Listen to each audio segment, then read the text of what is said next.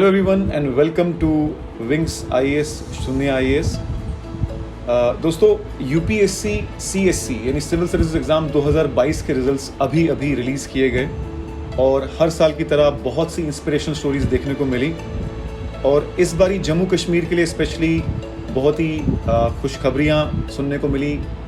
Top 20 rank में एक 7th rank था जो कि जम्मू कश्मीर से था और एक 11th रैंक जो जम्मू कश्मीर से हैं। और आज हम बहुत खुशी के साथ ये कहना चाहते हैं कि आज rank 11th miss Prasannajit Kaur हमारे साथ मौजूद हैं हमारे स्टूडियो में।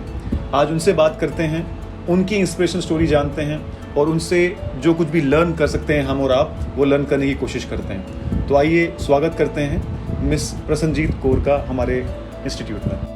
Thank you sir. मैं जानता हूँ कि रिज़ल्ट अभी निकला है, कितना डिफ़िकल्ट होगा आपके लिए ये 10 मिनट भी निकालना। हज़ारों कॉल आ रहे होंगे और हज़ारों जगह से आपको ये पूछा जा रहा होगा कि मतलब इंटरव्यूज़ हो रहे होंगे, जगह जगह पर बुलाया जा रहा होगा। इसके बावजूद भी आपने हमारे लिए कुछ टाइम निकाला। We are very thankful to you.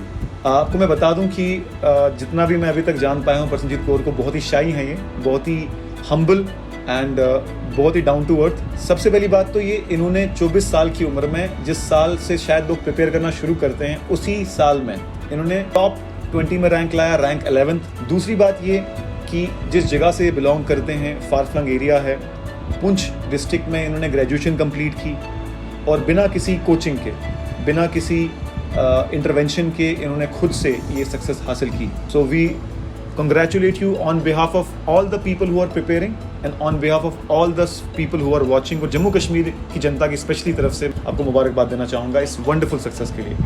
तो जैसे कि मैं हमेशा शुरुआत करता हूँ, पहले कुछ अपने बारे में बताएं। बेसिकली आप कहाँ से हैं पुंछ में, ग्रेजुएशन कहाँ से हुई, पोस्ट ग्रेजुएशन कहाँ से हुई और आपका सफ़र कैसे जारी हुआ यूपीएससी का? सर, मेरा नाम प्रसन्नजीत कौर है और मैं डिस्ट्रिक्ट पुंछ से बिलोंग करती हूँ। मेरा graduation government degree college Poonch से कंप्लीट हुआ 2020 में और मेरा post graduation university of Jammu से कंप्लीट हुआ 2022 में। मैं मास्टर्स इन केमिस्ट्री में से with specialization in physical chemistry. So for as ये जो सफ़र है ये कंसिडर्ड है। यूपीएससी का जो डिसीजन था वो करीब 9th स्टैंडर्ड में मैंने लिया था कि I want to pursue civil services. उसके बाद इसका जो प्रिपरेशन था वो लास्ट ईयर ऑफ ग्रेजुएशन में स्टार्ट हुआ। During the course of the masters वो कंटिन्यू रहा और सर अल्टीमेटली मैंने 2022 में अपना फर्स्ट अटेम्प्ट दिया। और प्रिपरेशन कहाँ से शुरू हुई? मतलब जहाँ तक बात की जाए 2022 का तो आपका पहला अटेम्प्ट था, तो किस साल से आपने डेडिकेटेडली प्रिपेयर करना शुरू किया? Sir from 2019, last year of graduation. Okay, मतलब ग्रेजुएशन से ही आपने, लास्ट ईयर ग्रेजुएशन से ही शुरू कर दिया था कि मुझे सिविल सर्विसेज करना है। अब जहाँ तक बात की जाए आपके ऑप्शनल सब्जेक्ट की, ऐसे तो आपका मास्टर्स केमिस्ट्री में है, फिजिकल केमिस्ट्री जैसे आपने बताया, लेकिन सब्जेक्ट तो आपका जोलॉजी रहा। तो ये डिसीजन कैसे किया आपने कि जिस चीज़ में आपने काफ़ी मास्टर्स भी कर रखा था, केमिस्ट्री ना लेते हुए जोलॉजी ले लिया आपने? और जहाँ तक मैं जानता हूँ जोलॉजी लेते लोग डरते भी हैं, बहुत वास्ट सिलेबस है और बहुत टेक्निकल टर्मिनोलॉजी, जब तक आपका बैकग्राउंड ना हो तब तक बहुत लोग लेने में बड़ा कतराते हैं। तो ये डिसीजन कैसे था जोलॉजी ऑप्शन लेने का? सर, पहली बात तो ये थी कि मेरी प्रिपरेशन सेल्फ सेंटर्ड थी और जब मैं अपने ग्रेजुएशन के सब्जेक्ट्स को इवैल्यूएट कर रही थी, बॉटनी, जोलॉजी एंड केमिस्ट्री, तो मुझे केमिस्ट्री और बॉटनी की कंपैरिजन जोलॉजी का मटेरियल ऑनलाइन अच्छा अवेलेबल हो रहा था, तो मटेरियल का प्लेंटी होना एक इम्पॉर्टेंट रीज़न था जिसके कारण मैंने जोलॉजी चुनी। मोरेवर सर, पास्ट ईयर्स के जो भी ट्रेंड्स हैं उससे ये देखा गया है कि अगर आपका जोलॉजी के ऊपर अच्छा होल्ड होता है तो ये बहुत अच्छा ऑप्शनल बन सकता है। मेरे भी इसमें करीब 297 मार्क्स हैं, तो उस बेसिस पर मैंने अल्टीमेटली जोलॉजी को चूज़ किया। अमेजिंग। ऑप्शनल मार्क्स में टचिंग 300 मार्क्स लाना, इसका मतलब है कि you really had a very good hold on the subject. तो आपका ग्रेजुएशन में भी मैंने ये चीज़ ऑब्जर्व की, जो फर्स्ट टाइम में ही अटैम्प्ट देते हैं या फर्स्ट टाइम में ही क्वालिफाई करते हैं, कहीं ना कहीं वो अपने ग्रेजुएशन और स्कूल ईयर्स में भी अच्छे वेल परफॉर्मर्स रहे होते हैं। तो आपका 12th और ग्रेजुएशन में कैसा परफॉर्मेंस रहा था? सर, मेरा 12th में 94.6 मार्क्स थे और I was 8th position holder eight that time. और ग्रेजुएशन की जहाँ तक बात है तो I scored 88.22% and I was the second topper of Jammu university and first topper from the science stream of the university. तो कहीं ना कहीं आपने अपने ग्रेजुएशन में ही बहुत कायदे से और बहुत सीरियसली अपने सब्जेक्ट्स को लिया था और उस सेंस में आप फिर उनमें से आपने चूज़ किया कि जोलॉजी एक ऐसा सब्जेक्ट है। पढ़ा तो आपने सभी चीज़ें कायदे से होगा। अगर आप सेकंड टॉपर या फर्स्ट टॉपर आ रही हैं साइंस स्ट्रीम में, तो definitely you must have focused a lot upon every subject, out performing every subject. तो उस सेंस में कहीं ना कहीं आपका वो रोल रहा कि ग्रेजुएशन में जो आपने मेहनत की that paid of in the final selection. अब जहाँ तक बात कीजिए बीइंग फ्रॉम साइंस स्ट्रीम, तो अगर हम जनरल स्टडीज़ की बात करते हैं तो पेपर 3 GS पेपर 3 में साइंस एंड टेक्नोलॉजी के अलावा तो सभी कुछ ह्यूमैनिटीज़ ही है ऑलमोस्ट। तो ग्रेजुएशन भी आर्ट सब्जेक्ट से किया और उसके बाद अपने ह्यूमैनिटी सब्जेक्ट को इतना पढ़ा, तो this was the first time you are going through the humanity जब आपने यूपीएससी की तैयारी की? Sir I was also giving exam for JKS और मेरा JKS में भी रिसेंटली सिलेक्शन भी हुआ था विद 34th रैंक। और सर यस मैं ये कहूँगी कि जबकि आपको पता ही है कि JKS और UPSC का सिलेबस ऑलमोस्ट सेम होता है, but it was this first time जो मैंने उसकी प्रिपरेशन स्टार्ट की। अच्छा, ये चीज़ मैं बताना भूल गया था कि इन्होंने फर्स्ट अटेम्प्ट में ही JKS भी क्वालिफाई किया अभी 34th रैंक से, और इनकी ट्रेनिंग चल रही थी ऑलरेडी, जो फाउंडेशन ट्रेनिंग होती है श्रीनगर में इम्पा में हो रही थी। तो यहाँ से हमें ये भी देखने को मिलता है कि एग्जैक्टली रैंक इनका वहाँ पर 34th आया, पर यूपीएससी में 11th आया। तो ज़रूरी नहीं कि आप एक जगह पर कुछ परफॉर्म कर रहे हैं तो आपका वही जज करना सही है। नेशनल लेवल पे 11th रैंक ला रही हैं, स्टेट लेवल पे 34th रैंक ला रही हैं, इससे हम क्लियर कट ये देख सकते हैं कि इसमें कहीं ना कहीं कंपटीशन का रोल भी रहता है। नेशनल लेवल में आपने आउट परफॉर्म कर दिया हर किसी को। एक और चीज़ जो मैं आपके थ्रू, जो फर्स्ट रैंक और 100th रैंक होता है यूपीएससी में, उनमें मार्क्स में ज़रा डिफरेंस होता नहीं है। हर रैंक पे आई गेस 10 लोग होते हैं ऑलमोस्ट। तो आप अपने मार्क्स बता सकते हैं GS के और ऑप्शनल के? सर इन टोटल मेरे 1042 मार्क्स हैं और मेरा इंटरव्यू में 205 का स्कोर है। Really? करीब 837 मेंस के हैं, बट एग्जैक्टली डिवीजन मुझे याद नहीं है। ओके। आपका इंटरव्यू में 205 मार्क्स, तो इट्स वन ऑफ दी, मुझे लगता है हाईएस्ट होना चाहिए ये। You out performed in interview also. आप जितना मैं बात कर पा रहा हूँ आपसे, थोड़ा मतलब मुझे लगता है बहुत ही लिमिटेड बोलती हैं, जितना पूछा जाए उतनी ही बात करती हैं। तो इंटरव्यू प्रिपरेशन में अक्सर ये कहा जाता है कि shyness is not exactly rewarded there. तो आपने इंटरव्यू में कैसी प्रिपरेशन की उसकी, और हाउ, अगर आपसे मैं पूछूं कि how did you perform extra ordinary well in interview, तो आपका जवाब क्या होगा? सर ओपनली कहा जाता है कि कोई भी इंसान अपने फेलियर्स से सीखता है। जब मैंने JKS का इंटरव्यू दिया था, दो आई performed very well, but I got a very limited score. I just scored 160 out of 250, and that was a big setback for me. मैंने उस लिमिटेशन को इस्तेमाल करके अपने UPSC के इंटरव्यू में बहुत ज़्यादा प्रिपेयर किया, एंड सच दैट कि मैंने अपनी तरफ से कोई कमी नहीं रखी। जहाँ तक मेन इंटरव्यू की बात है, मैंने उनको टू द पॉइंट ही हर चीज़ को रिप्लाई किया, but I was honest wherever I replied, and I think it was my honesty that made me. Great, honesty rewards, इसमें कोई शक नहीं है। और मैंने कुछ इंटरव्यू आपके ऑनलाइन भी देखे जहाँ पर आप बिल्कुल इसी अंदाज में ऐसे ही बात कर रहे थे, बिल्कुल सॉफ्ट स्पोकन अंदाज में, और कहीं ना कहीं जो आपने कहा कि ऑनेस्टी ने काफ़ी रोल प्ले किया आगे जाकर। तो मुझे डेफिनेटली पूरी उम्मीद है कि आपकी इस इंस्पिरेशन स्टोरी को सुनकर बहुत लोग मोटिवेट होंगे। और अगर मैं बोलूँ कि फर्स्ट अटेम्प्ट में ही इतना अच्छा स्कोर लाना, इसके लिए क्या स्ट्रैटेजी थी? क्या आपको पता था मेंस लिखने के बाद कि शायद फर्स्ट अटेम्प्ट में ही मैं लिस्ट में आ जाऊं, या फिर this was a shock to you, this was a surprise to you, या फिर आप ये बता सकते हैं कि किस तरीके से इंसान को, एक बिगिनर को स्टार्ट करना चाहिए ताकि वो फर्स्ट अटेम्प्ट में एक अच्छा रैंक ला सके? सर सबसे पहली बात तो ये है कि जो भी साइकिल में जाता है उसका सबसे पहला ये होता है कि मैं जल्द से जल्द इस विशियस साइकिल से बाहर निकलूं। That is the motive behind everyone, and similar was my case also. मैंने अपनी तरफ से यही चीज़ रखी कि मुझे कोई भी स्टोन को अनडर्न नहीं रखना है और अपना बेस्ट देना है। और सिमिलर अप्रोच मैंने अपने मेंस में भी रखी और पर्सनालिटी टेस्ट में भी रखी और इनफैक्ट प्रीलिम्स में भी रखी, and I think that was the thing. और जहाँ तक रैंक की बात है और सिलेक्शन की बात है, इट इज़ वेरी अनप्रेडिक्टेबल। और मतलब जितना आपको सिलेक्शन का होता है कि होप होता है, उतना ही आपको डाउट भी होता है। तो डेफिनेटली रैंक और सिलेक्शन को देख के सरप्राइज हो जाता है। अक्सर यही लोग बोलते हैं ना, जो लोग UPSC या सिविल सर्विस की फील्ड को नहीं जानते, अक्सर हमने हर टॉपर से सुना है कि लिस्ट आने से पहले कंफर्म ही नहीं था कि हमारा फाइनल सिलेक्शन में होगा भी कि नहीं होगा। ये ट्रू है कहीं ना कहीं तक। It's very unpredictable to know. अब अगर थोड़ा एग्ज़ाम के टेक्निकलिटीज़ में जाएं, अब कोई बंदा नया प्रिपेयर कर रहा है, तो हाउ शुड ही और she start preparing for it? कहाँ से शुरुआत करें, कैसे एग्ज़ाम से यूज टू हो जाएं, सिलेबस लर्न करें, क्योंकि आपका भी इंडिविजुअल खुद ही से आपने सब कुछ किया है। तो हाउ ही और she should start the exam, कौन से फोकस एरिया होने चाहिए? पहला सवाल तो ये है। दूसरा सवाल ये है कि प्रीलिम्स और मेंस में बैलेंस बनाना वो कैसे किया जाए? सर सबसे पहले तो ये है कि जो भी इस एग्ज़ाम से स्टार्ट होता है, प्रिपरेशन स्टार्ट करता है, उसको पहले इस एग्ज़ाम के बारे में पढ़ना चाहिए कि एग्जैक्टली ये एग्ज़ाम क्या है। 3 स्टेज एग्ज़ाम है, हर स्टेज में क्या डिमांड है, ये चीज़ पहले पढ़नी चाहिए। सेकेंड थिंग आपको ये करनी है कि आपको सिलेबस को समझना है कि what all this syllabus demanding. And third thing ये होती है कि प्रीवियस ईयर्स क्वेश्चन पेपर्स को पढ़ें, क्योंकि उससे क्वेश्चन का डिमांड पता चलता है आपको और पैटर्न भी पता चलता है। उसके बाद जब आपका प्रिपरेशन की बात है तो पहले आप प्रिपरेशन एनसीईआरटी से स्टार्ट करें, पर्टिकुलरली 6th to 10th का एनसीईआरटी तो बहुत इंपॉर्टेंट है। 11th 12th में कुछ सब्जेक्ट्स के बेसिस पे होता है एंड आफ्टर दैट आप जो है स्टैंडर्ड बुक्स के ऊपर मूव करें, जो कि हर एक बच्चा पढ़ता है। एम लक्ष्मीकांत सर का टेक्स्ट बुक हो गई या स्पेक्ट्रम और बाकी बुक्स होगी, उनको पढ़ें। अपने सोर्सेज को लिमिट रखें और अब जितना पढ़ें उनको जितना ज़्यादा रिवाइज कर सकते हैं उतना आप रिवाइज करें, आई वुड से, क्योंकि तभी आपको कंसेप्ट जो है वो ग्रास्प करेंगे। और उसके बाद अगर हम मेंस की बात करते हैं तो आप आंसर राइटिंग के ऊपर काम करें। प्रीलिम्स की बात करते हैं तो आप अपने आंसर्स को एलिमिनेशन ट्रिक से कैसे सॉल्व कर सकते हैं, इस चीज़ के ऊपर फोकस करें। यानी प्रीलिम्स में एलिमिनेशन मेथड बेसिक्स आप एनसीईआरटी से शुरू करें। अब अगर बात करें मेंस की तरफ आने की, तो मेंस में राइटिंग प्रैक्टिस का एक बहुत बड़ा रोल रहता है, तो उसके बारे में बताएं। आपकी कैसी स्ट्रैटेजी रही, कैसे आपने आंसर राइटिंग प्रैक्टिस की, टेस्ट सीरीज़ वगैरह, इसके बारे में बताएं। Sir often mains is all about answer writing and जो फर्स्ट आंसर लिखा जाता है वो सबसे बुरा आंसर होता है and similar with sign case also.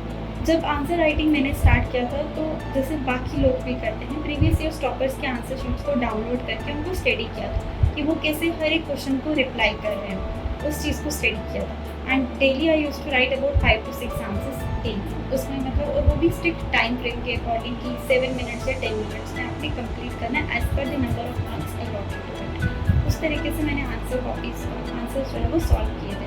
And so far as test series was considered, जब मैंने जेकेएस का प्रिपरेशन किया था तब मैंने कोई टेस्ट सीरीज नहीं ज्वाइन की थी, but in the case of UPSC मैं कोई रिस्क नहीं लेना चाहती थी, इसलिए मैंने विजन आईएएस का टेस्ट सीरीज ज्वाइन की थी। सो यानी आप कह रहे हैं कि over the period of time आप आंसर राइटिंग शुरू कर दें और डेली बेसिस पे उस आंसर राइटिंग का पाबंद रहें। यानी over the period of time of your preparation कितना हम कह सकते हैं कि कितना रेगुलर थे आप आंसर राइटिंग में? सर आंसर राइटिंग एक पर्टिकुलर स्टेज के बाद ही इंसान शुरू करता है, जब वो नॉलेज का बेस क्रिएट हो जाता है। और जब वो मुझे लगा कि मेरे पास अब ये नॉलेज है कि मैं इतना क्वेश्चन अटेम्प्ट कर सकूँ, तब मैंने किया। या फिर इनिशियली मैंने सब्जेक्टिव तरीके से भी मूव करना शुरू किया। For example art and culture complete किया तो आर्ट से रिलेटेड जो भी प्रीवियस ईयर्स क्वेश्चन थे उनको सॉल्व किया, उस तरीके की अप्रोच की। ओके। और अगर मैं बात करूं, कुछ अंडरडॉग्स हैं जिसको बहुत ही मतलब अंडर एस्टिमेट किया जाता है, जैसे कि एसए का पेपर है, जैसे कि एथिक्स का पेपर है और ऑप्शनल का पेपर है। प्रिपरेशन के उस विशेष साइकिल में इन्वॉल्व होने के बाद अक्सर इंसान, मुझे लगता है एसए एक ऐसी चीज़ है जिसको बहुत ही ज़्यादा अंडर एस्टिमेट किया जाता है। कई लोग तो जाके एग्जाम में ही एसए लिखते हैं। तो एसए के बारे में आपकी क्या स्ट्रैटेजी थी और कैसे आपने उसको डील किया? सर एसेज में एक तो मैंने जो स्टडी मटेरियल था वो आई थिंक 2017 के जो टॉपर थे अनुदीप सर, उनका जो स्टडी मटेरियल था मैंने वो रेफर किया था। और इसके साथ जो प्रीवियस ईयर टॉपर्स थे उनकी आंसर शीट्स को स्टडी किया था कि वो किस तरीके से ऐसे लिखते हैं। पर्टिकुलरली उसमें फिलोसफिकल एसेज की हेल्प मैंने वहाँ से ली। और ऐसे राइटिंग मैंने खुद भी किया था, उसके लिए मैंने कोई टेस्ट सीरीज नहीं ज्वाइन की थी और जो है लिमिटेड टाइम फ्रेम में मैं ऐसे लिखती थी। इनफैक्ट जिस दिन हमारा ऐसे का पेपर था उससे एक दिन पहले ही करीब मैंने 15 to 20 एसेज जो है उनका स्केच प्रिपेयर किया था, ताकि मैं उस रिदम में हो जाऊँ कि मैं एग्जाम में मुझ पर कोई भी टॉपिक थ्रो किया जाए I would be able to answer it. This was related to essay. So far as ethics was considered, McGraw publication की एक बुक आती है एथिक्स की, तो मैंने वो पढ़ी थी क्योंकि वो स्टार्ट टू एंड सिलेबस के अकॉर्डिंग होती है और पूरा सिलेबस कवर कर देती है including the case studies. And so far as optional was considered, since it was my graduation subject, so I had to go for it. जो भी अपने रिसोर्सेज बताए और जितना भी, अगर हम कॉस्ट बेनिफिट रेशियो देखें कि कितना इन्वेस्टमेंट उसमें लगा और कितना रिटर्न्स वहाँ से मिले, तो अलग अलग लोगों के लिए अलग अलग रहता है। आपके ग्रेजुएशन बैकग्राउंड के हिसाब से डिपेंड करता है कि किस सब्जेक्ट में आप अच्छा परफॉर्म करते हैं, किस सब्जेक्ट में आप एवरेज परफॉर्म करते हैं। आपके हिसाब से जो इस सिलेबस में सबसे डिफ़िकल्ट आपके लिए क्या था कवर करना, उसको कंप्लीट करना, और सबसे अच्छा जिसने आपको बहुत रिटर्न्स दिए एग्ज़ाम में मार्क्स की फॉर्म में, वो कौन सा था? सर साइंस ग्रेजुएट्स को यूजुअली इकोनॉमिक्स बहुत बुरी लगती है और डिफिकल्ट लगती है. Okay. तो similar was mine case also, और I was very bad at economics I would say. और जहाँ तक गुड की बात है तो साइंस एंड टेक का जो भी पार्ट था उसमें मैं कंफर्टेबल थी, एनवायरनमेंट का जो पार्ट था उसमें मैं कंफर्टेबल थी, और पॉलिटी में भी कंफर्टेबल थी. साइंस एंड टेक में तो बायोटेक्नोलॉजी, नैनो टेक्नोलॉजी वगैरह वो तो आपको ऑलरेडी अपने पढ़ रखा होगा. उसके अलावा जो आपने इकोनॉमिक्स का बोला, obviously that is a pain for most of the people, in fact for arts stream लोगों को भी. इनफैक्ट जिन लोगों ने पढ़ा भी होता है तो ग्रेजुएशन में hardly anyone takes that seriously. तो इकोनॉमिक्स बिकम्स अ प्रॉब्लम. मैं खुद भी इकोनॉमिक्स ही पढ़ाता हूँ, बट द रियलिटी इज़ कि मैंने इकोनॉमिक्स पढ़ाना क्यों शुरू किया, क्योंकि जब टीचिंग की बारी आती थी तो इकोनॉमिक्स को कोई हाथ नहीं लगाता था, तो मुझ पर थोप दिया गया कि आप ही पढ़ाओ. तो फिर उस वक्त मैं भी I was not good at economics. When I had to teach, तो मुझे फिर वो और ज़्यादा डिटेल में पढ़ना पड़ा ताकि मैं ढंग से समझा पाऊँ. तो definitely economics becomes a pain. But mains में इकोनॉमिक्स का भी तकरीबन 100 मार्क्स रहते हैं जीएस पेपर 3 में, चाहे वो एग्रीकल्चर हो, चाहे वो फूड प्रोसेसिंग इंडस्ट्री हो, और चाहे वो एसोसिएटेड टॉपिक्स हो. तो that becomes very important. But still you did it, you overcame all your shortcomings. अच्छा, वो इंसान जो यूपीएससी के बारे में नहीं जानता या इसको एज अ करियर भी कंसिडर नहीं करता, अक्सर वो किसी की सक्सेस को देख के मोटिवेट होता है. तो आप किसी की सक्सेस को देख के मोटिवेट हुए थे इस सिविल सर्विसेज के लिए प्रिपेयर होने के लिए? नहीं सर, मैं पढ़ के ही मोटिवेट हुई थी. मैंने एक आर्टिकल पढ़ा था, एक चैप्टर कह सकते हैं, अबाउट लोकल गवर्नमेंट, और उसमें डिप्टी कमिश्नर का क्या रोल होता है. मैं उससे बहुत ज़्यादा इंस्पायर्ड हुई और आई थॉट कि I should also move into this area. Okay. और अगर आपको आज इस इंटरव्यू को देख के आपको कोई देख के इंस्पायर हो रहा है, हो सकता है कि उसके पास लिमिटेड रिसोर्सेज हों, मनी की टर्म्स में, रिसोर्सेज की टर्म में, इंटरनेट की टर्म में, उसके लिए आपका क्या मैसेज है? अगर उसके पास लिमिटेड रिसोर्सेज हैं बट ही और she wants to learn about this exam and qualify this exam, क्योंकि आप भी एक ऐसी जगह से बिलोंग करते हैं जहाँ पर एक्सपोजर बहुत कम है, तो उनके लिए आपका क्या मैसेज है? What should they do? मैं सबसे पहली बात सर ये कहूँगी कि डेफिनेटली आज हमारे ही नेशन में या फिर हम अपनी ही स्टेट की बात करते हैं, बहुत से बच्चे ऐसे होते हैं जिनको इस एग्ज़ाम के बारे में पता भी नहीं होता. शायद जब बड़ी सिटीज़ में जो बच्चे होते हैं वो अपने ग्रेजुएशन से स्टार्ट करते हैं, हम लोग पोस्ट ग्रेजुएशन के बाद सोचते हैं कि हमें आगे क्या करना है. मैं उनके लिए यही कहूँगी कि हाँ, टाइमली आपको प्रॉब्लम है, बट यू शुड नो कि हाउ टू टैकल इट. अगर मेरी केस की बात की जाए तो हमें अपनी जो भी बेसिक बुक्स होती थी, इनफैक्ट एम लक्ष्मीकांत, हमें अपने होम डिस्ट्रिक्ट में अवेलेबल नहीं होती थी, and we had to arrange it from Jammu. तो प्रॉब्लम्स तो डेफिनेटली आती थी. इनफैक्ट मंथली मैगजीन्स भी हमें वहाँ अवेलेबल नहीं होती थी, और somehow from Jammu we had to arrange it. तो problems are part and parcel of life, we have to face it. Greatly said. Problems कहते हैं ना, those who suffer are actually who eventually reap the benefit of success.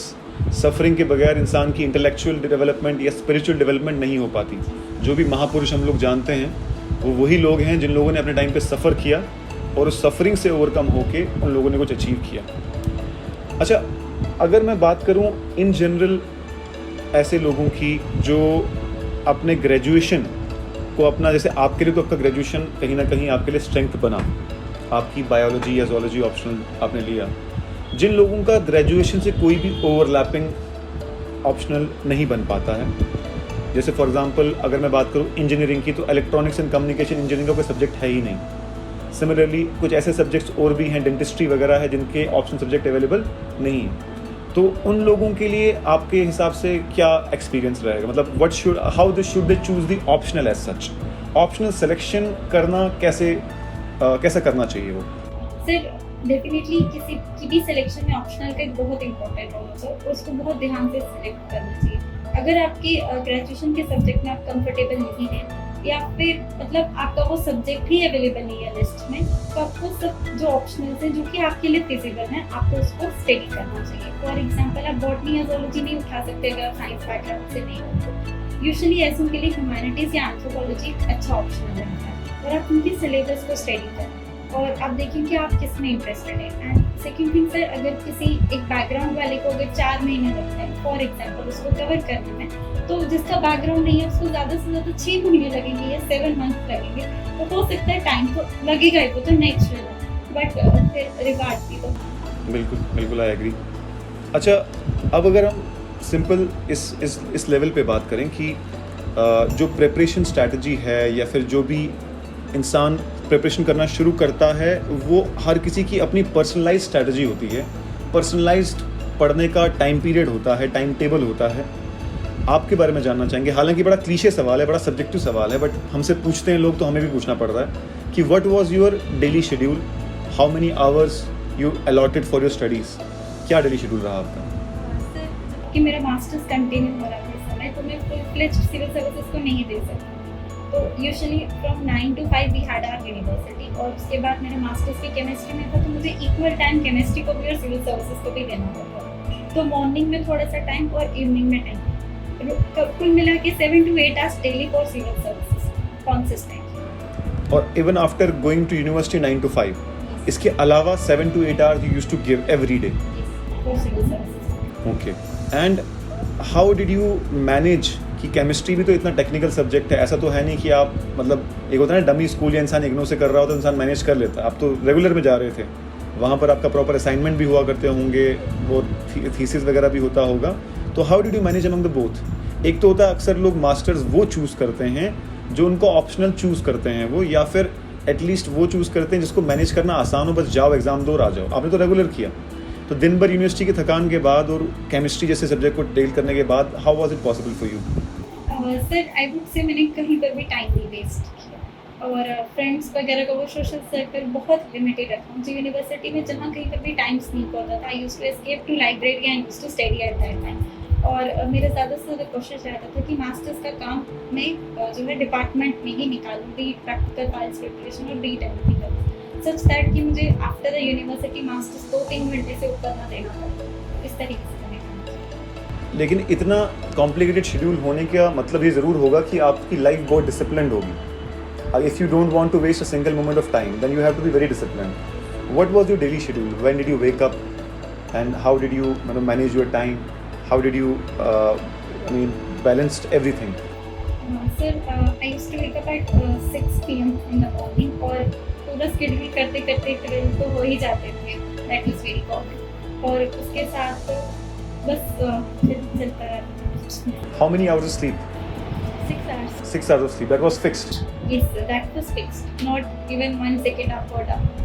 पूरा 6 घंटे में आपको उठना ही उठना है। अक्सर ऐसा भी कहते हैं कि बहुत पढ़ना पड़ता है यूपीएससी में, तो रिटेंशन के लिए you need a good time of sleep 7 to 8 hours, but you do not agree with this?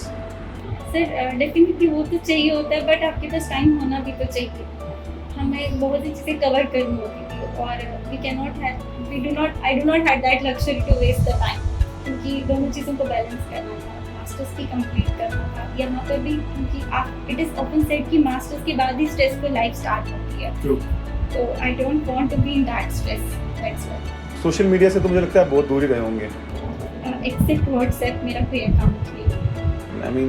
Again, I think this is a lesson to be learned for all of the people कि Instagram की reel और shorts, YouTube के और जो Facebook की वो रीलें हैं वो बहुत बर्बाद कर रही हैं हम सबको, घंटों गुजर जाते हैं। तो I guess the best way to avoid that is to not make an account at all. जो आपके रूरल एरियाज़ के लोग हैं और जो मेट्रो सिटीज़ के लोग हैं, उनके बीच में क्या डिसएडवांटेजेस आपको दिखी? क्या clearly you broke that glass ceiling? आप रूरल एरिया से होने के बावजूद, बेसिकली वहीं रहने के बावजूद भी आपने क्वालिफाई किया, और दिल्ली के लोगों को क्या एक्स्ट्रा अवेलेबल है जो रूरल एरियाज़ को नहीं है, और आपने कैसे ब्रेक किया वो ग्लास सीलिंग, वो गैप कैसे ब्रिज किया कि अगर दिल्ली लोगों को बेस्ट मेंटरशिप, बेस्ट इकोसिस्टम है सिविल सर्विसेज का, तो आपने वो गैप को कैसे ब्रिज किया? मैं अपनी ही बात करूँगी sir.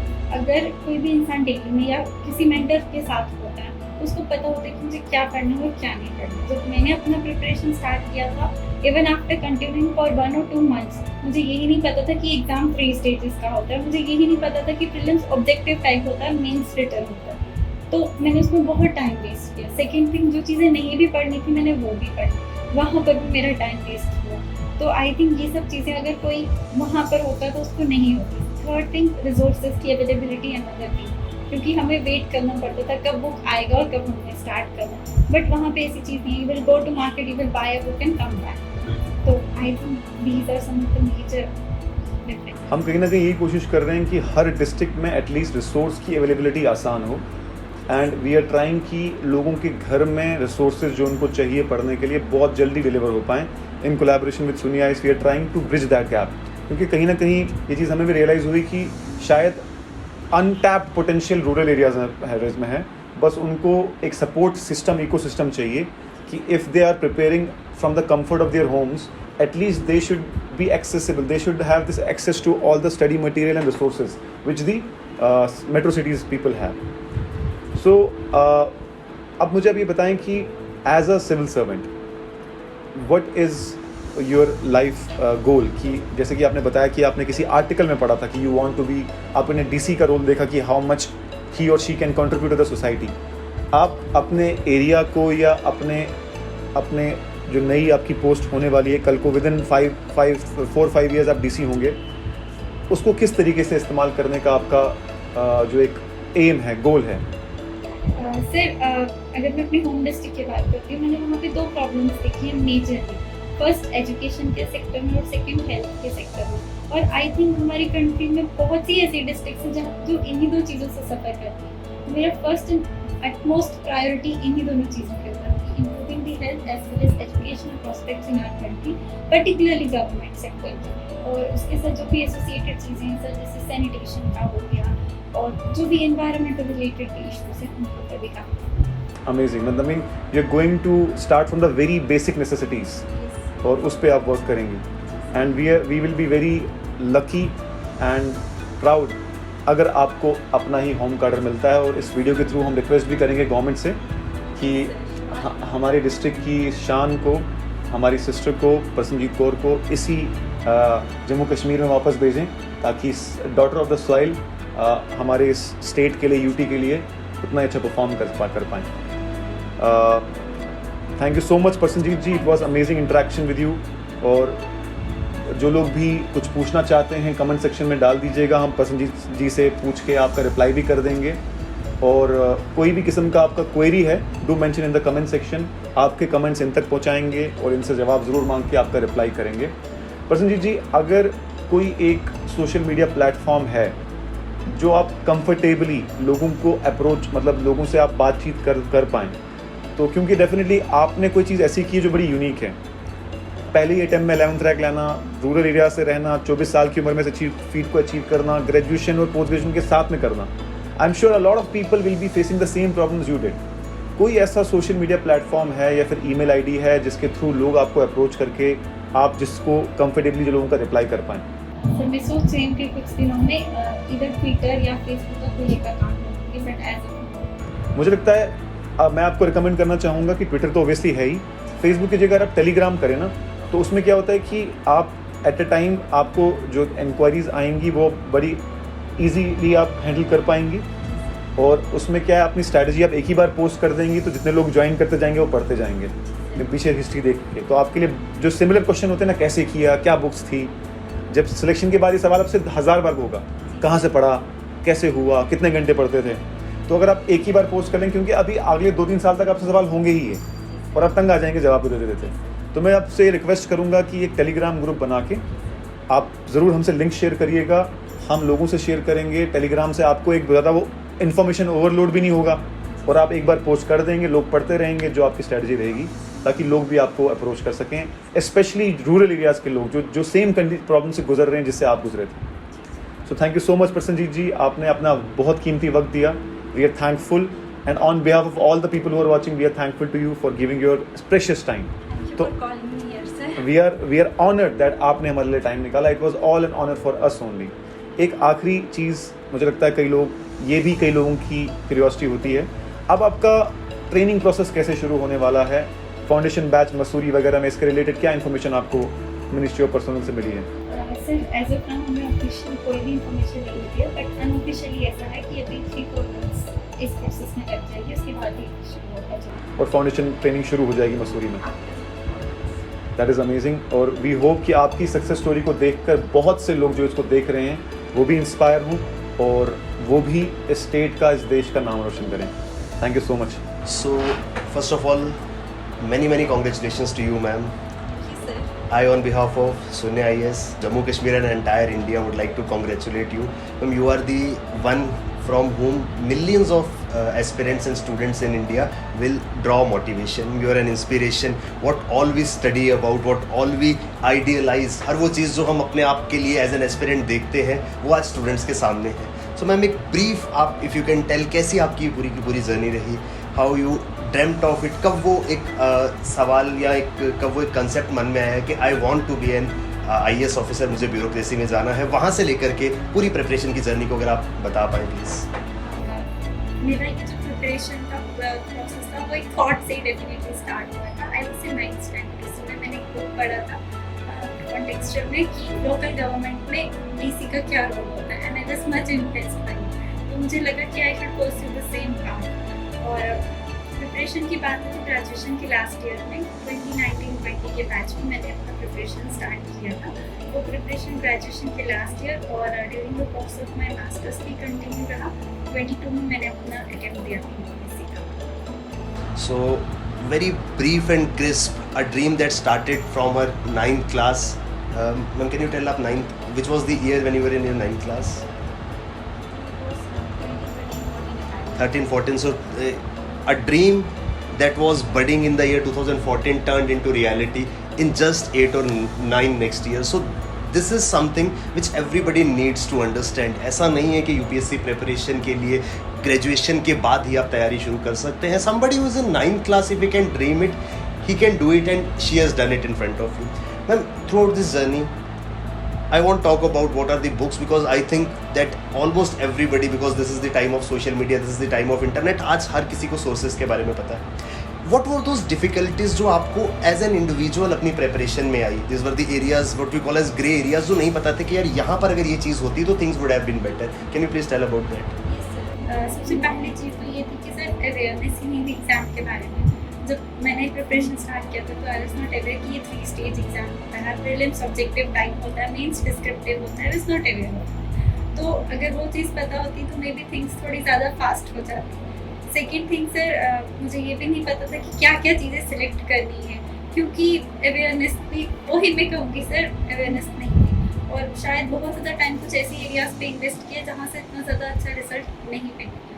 This was second thing sir. And third, resources का डेफिनेटली प्रॉब्लम रहा है सर. और मुझे सब वो रिसोर्सेज जम्मू से अरेंज करने पड़ते थे, क्योंकि in our home district I was not able to arrange the same. So these were some of the important problems. Great ma'am. So you belong to district Poonch. शायद हिंदुस्तान में पुंछ को लोग ज़्यादा इस वजह से जानते हैं कि वो लाइन ऑफ कंट्रोल के नज़दीक है. सो मैम, क्या वो डिफ़िकल्टीज़ रही हैं जिनको ओवरकम करते हुए आप आज पुंछ से निकलकर जम्मू ही नहीं, जम्मू कश्मीर ही नहीं, entire India and I guess जितने वो भारतीय लोग जो विदेशों में भी रहते हैं उनकी भी नज़र में आप डेफिनेटली आ चुके हैं कि somebody from that remote background has qualified India and I must say world's one of the most prestigious examination, that too with a single digit rank, जिसको शायद UPSC क्वालिफाई करना ड्रीम हर एस्पिरेंट का होता है, लेकिन हर एस्पिरेंट का dream ये नहीं होता कि मैं सिंगल डिजिट रैंक लाऊंगा. तो उसके बाद कैसा लगता है, how is that feeling of fulfilment after that? Sir बहुत खुशी होती है कि अल्टीमेटली इस विशेष साइकिल से बाहर निकल गए, क्योंकि जब भी कोई एस्पिरेंट इसके अंदर एंटर करता है उसका यही डिज़ायर होता है कि जल्द से जल्द यहाँ से बाहर निकल जाओ. एंड डेफिनेटली बहुत खुशी होती है. एक लास्ट क्वेश्चन, आप all those people who are preparing for this examination, क्या उनके लिए आपका एक मैसेज रहेगा? सर मैं उनको यही कहूँगी कि आपको सबसे पहले सिलेबस को अच्छे से अंडरस्टैंड करना चाहिए, क्योंकि वो आपको बहुत बड़ी गिफ्ट दे देता है. आप प्रीवियस ईयर्स क्वेश्चन पेपर्स को भी देखिए, रीड देम सो वेल, क्योंकि आपको पता चलेगा कि क्वेश्चंस कैसे फ्रेम होते हैं. इसके साथ अपने सोर्सेज को लिमिट रखिए, हर तीसरे बुक के पीछे नहीं भागना होता है, और जितनी ज़्यादा रिवीजन हो सकती है वो करें. और इसके साथ साथ पेशेंस, डेडिकेशन और हार्ड वर्क तो ये एग्ज़ाम डिमांड करता है. सो जैसे मैम ने बात करी, hard work, dedication and commitment, that consistency जो है वो सबसे ज़्यादा इंपॉर्टेंट है. मैम ने एक बहुत अच्छा पॉइंट मेंशन किया about the resources. There is a saying, when we as a faculty go to the classroom, we tell our students के instead of reading 10 book once, go for reading 1 book 10 times. क्योंकि एक बार एक किताब पढ़ के हम उसको याद नहीं रख पाएंगे, लेकिन एक ही किताब को हम 10 बार पढ़ेंगे तो डेफिनेटली वो हमें हेल्प करेगी. So ma'am, in that process we Shunya IAS have come up with crisp 11 set of books, जिसमें we are covering each and every topic, each and every subject in such a focused manner, because सबसे बड़ी problem जो मैंने students में, because I have been into this as a faculty into UPSC preparation from last 4 और 5 years, तो student ना differentiate नहीं कर पाता because there is a very thin line UPSC syllabus में और रिसर्च में. So once we start studying out of curiosity, चीज़ें अच्छी लगती हैं, we try to dive in into the depths कि इसके आगे क्या होगा, इसके आगे क्या होगा. सो बहुत बार स्टूडेंट वहाँ पर मिस आउट कर जाते हैं. They keep on studying an number of things जिनका एग्जाम्स में रेलिवेंस नहीं है. सो उस तरीके से स्टूडेंट्स को हेल्प करने के लिए Sonia IAS has come up with set of 11 books जिसमें हम बिल्कुल crisp, I call it the difference between मछली एंड मछली की आंख इन कॉन्टेक्स्ट ऑफ अर्जुन. तो ये मछली की आंख की तरह वो रिसोर्सेज जो है वो हम स्टूडेंट्स के लिए पुट फॉरवर्ड करते हैं. मैम, गर्ल्स के लिए आपका क्या मैसेज रहेगा, स्पेशली अगर इतने रिमोट एरिया से, क्योंकि आई पर्सनली थिंक कि आज भी उन एरियाज़ में कंसेप्ट यही है कि आप ज़्यादा से ज़्यादा पीजी कर लेते हैं and bye the time a girl is pursuing her PG, घर वालों ने उसकी शादी का अरेंजमेंट करके रखा होता है कि फॉर एग्जांपल पुंछ से अगर कोई ग्रेजुएशन करने जम्मू आ रहा है, by the time she will go back, the things for her marriage are arranged. तो उन गर्ल्स को आप कैसे, एक मोटिवेशन तो डेफिनेटली आप उनके लिए, आप क्या एक मैसेज देना चाहेंगे कि किस तरीके से वो अपने इस थिंकिंग स्पेक्ट्रम को ब्रॉड करके उस साइकिल से निकल कर एक एस्पिरेंट और उसके बाद एक ब्यूरोक्रेट के फॉर्म में आने के लिए जो उनको मोटिवेट करे, वो कुछ आप कहना चाहेंगे? Sir, I think financial independence हर किसी के लिए बहुत इंपॉर्टेंट होती है और इट्स मच बेटर कि अगर आपके पास अपना पैसा स्पेंड करने को rather than taking it from someone else. तो मैं यही कहूँगी कि सबको इतना स्टैंड तो लेना चाहिए कि जब तक you are not financially independent आपको किसी भी कमिटमेंट में नहीं इंक्लूड करना चाहिए. उसके लिए वही आपका कमिटमेंट होना बहुत इंपॉर्टेंट है. Thanks a lot for your time. Again, I would like to congratulate. This is like, ये हमारी खुशकिस्मती है कि हम आपके साथ बैठे हैं बिकॉज 4 और 5 years डाउन द लाइन हमारा as a common man of the India या इस देश का भविष्य जो है, आप जैसे लोग, भारत की ब्यूरोक्रेसी जो है वो डिसाइड करेंगे, चाहे वो इम्प्लीमेंटेशन ऑफ GST जैसा हो या कोई भी जो एक नया लैंडमार्क रिफॉर्म आता है, वो अनडाउटेडली देश की ब्यूरोक्रेसी जो है वो तैयार करती है. तो हमारा भविष्य लिखने वाले आज हमारे साथ हैं. It was an absolute pleasure and honour to have you with us ma'am. Thanks a lot. Thank you very much.